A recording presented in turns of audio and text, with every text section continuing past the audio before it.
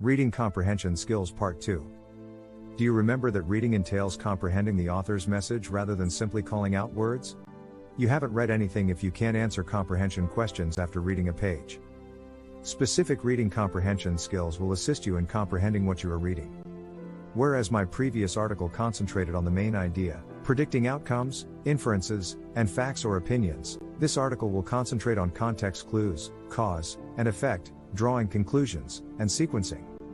When reading with your children, be sure to ask questions that reinforce these comprehension skills, especially if they are out of school for the summer or other extended periods. 1. Context clues. Assume you're reading and come across a word you've never seen or heard before. You'll be able to figure out what the new word means if you understand the words, sentences, and paragraphs that come before and after it. For example, two friends met for lunch and had a persiflage. They discussed going to the movies, shopping, or going to the beach.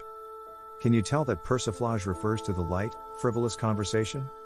The two friends didn't talk about anything important. 2.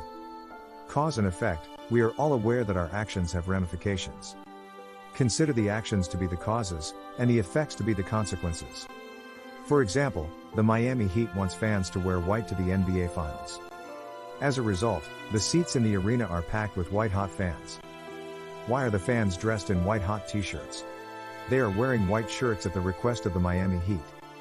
You want to know the reason when you ask a why question, the effect, the cause.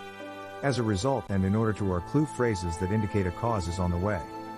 3. Reaching conclusions. You may be asked a question about information that has not been provided. However, there will be enough hints for you to deduce the meaning. For example, Marvin was overjoyed that his parents had agreed to let him stay up late to watch the fireworks at a nearby park. Fortunately, he'd have a fantastic view from his own patio. The fireworks were supposed to start at 11:30 p.m., but by 10:30, Marvin was exhausted. When Marvin awoke the next morning, he inquired as to why the fireworks had been cancelled. Although it is not stated explicitly, one can infer that Marvin was so tired that he fell asleep and missed the fireworks. 4. Sequencing. Put one step in front of the other, as the old adage goes. When you put directions or events in chronological order, older children may not require those key words. Example, she applied some oil to it. My mother went to the store and purchased a chicken. It went into the oven. She then sprinkled some seasoning on top of it. This story, as stated above, does not make sense. Who smeared oil on top of what? Do you really season a chicken after it's been baked? Basting does not qualify. The correct version would be as follows. My mother went to the store and purchased a chicken. She applied some oil to it. She then sprinkled some seasoning on top of it. It went into the oven. To summarize, there are specific reading comprehension skills that will help you understand the written word.